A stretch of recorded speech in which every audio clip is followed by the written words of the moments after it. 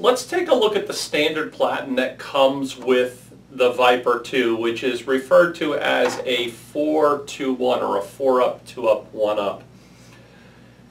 Right now you are looking at it where we have 4 individual Platens. This would be the 4-up configuration. We can use this for smaller type prints, if we want something small across the chest, if we wanted to do a smaller like a youth or an infant type garment, this would actually work for that. To convert it to a 2-up, I would like you to notice on the inserts these little pieces of foam. And the only reason I point those out is because when we put this on here to make it a 2-up, you do want to make sure that the foam fits in between and it fits nice, okay? If that actually is cut a little too wide, which occasionally you might find that, this will have a tendency to sit up, and we can't have that. We need this to be a nice flat surface. And then we would just take the second one and set it up here. And now we would be in what we consider the 2-up configuration.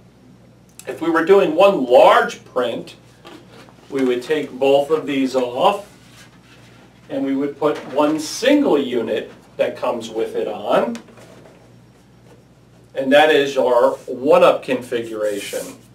Now you do want to make sure when you're storing these little covers that you store them flat. You don't want to store these sitting like this because, as we can see with this one, it seems like that may have been how this was stored. It's got a little bow to it. We don't want that. So it is important to store these on a nice flat surface, not leaning up against something or not piled on top of something. Now, what are the dimensions we have here?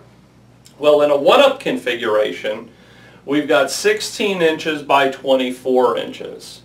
In a 2-up configuration, we've got 11 inches by 16 inches. And on a 4-up configuration, we've got 11 inches by 7 1/4 inches. So those are our dimensions, and that's our 4-2-1 Platen.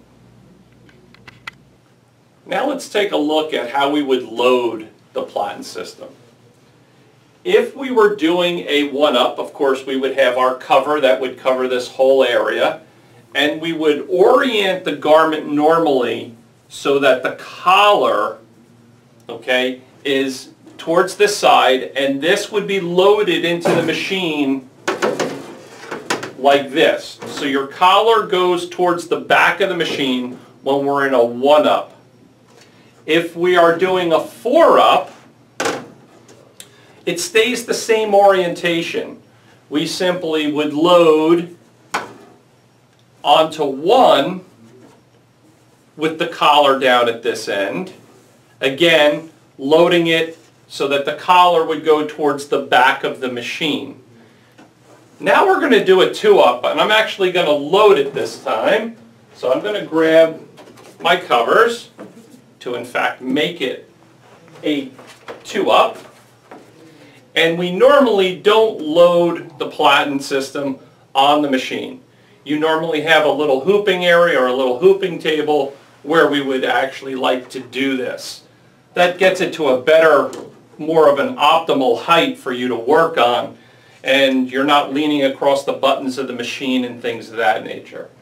Okay, in this case I am going to just do it right here for you. So what we're going to do is I like to take the shirt and grab it by the shoulders. Now this shirt of course would have been pre-treated already, and I like to put my fingers on either side of the Platen and then just kind of slide my fingers up. Hopefully it'll slide nice and straight.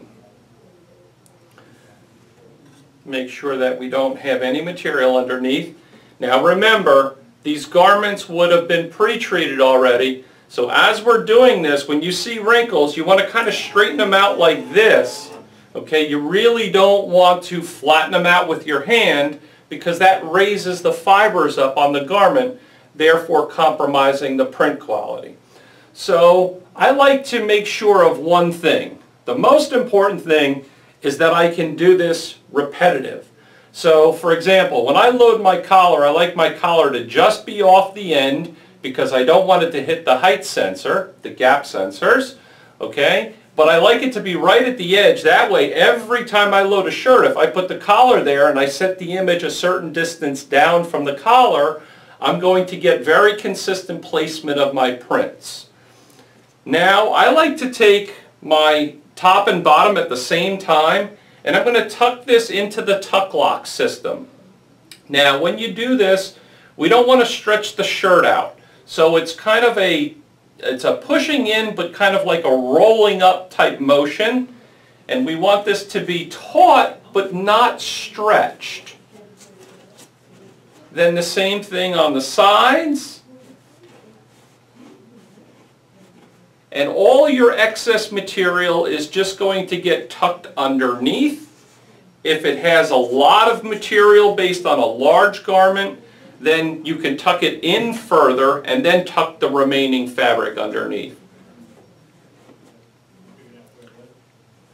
Now, to load the platen into the machine, I want the beginning edge of the garment under the height sensors, the gap sensors. So I'm going to push the leading edge approximately an inch underneath the cover. That's about where the sensors are located. We want to scan the entire surface of the garment. So we do want to make sure that we're catching the very beginning edge of the garment. And now I'm going to simply hold the bed up button. And it's going to stop. That means it hit the height sensor. I now let this go, and my height is set. Now, to load the platen, I simply hit the bed load button, and it will pull the platen and the garment into the machine. If you ever notice when it's loading that your bed keeps changing height, that means you either have a piece of fabric sticking up. We want to make sure that that fabric was perfectly flat, especially in the corners, or that your platen wasn't level. And that's how we load a platen.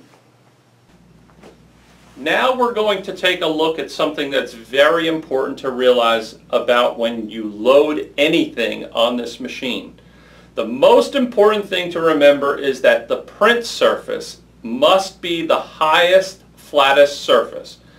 When we stay nice and close, tight up to that print head, that's when we get our best prints. So, I have an example here of a simple button-down Oxford with a pocket. Now, if I put it on here, clearly this would be a problem with the collar in the way. So I can work around that, and I can work around the placket here.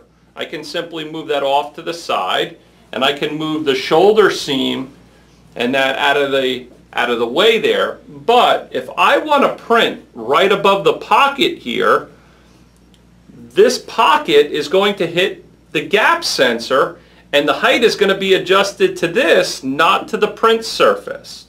So this method would not work. So what we would do is we would make a jig. So I have taken a couple pieces of cardboard and simply taped them together. And a jig can be made out of just about anything. I made this one very simply. And you could, if you needed to, tape it in place.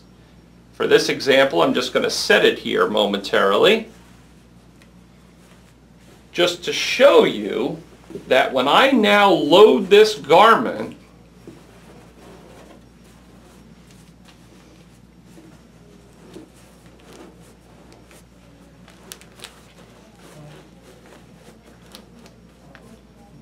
my print surface becomes the highest, flattest surface. Notice the pocket, because of the elevated height here, has now dropped down. So now I would just simply set the height to this position here, and now I would get a beautiful print.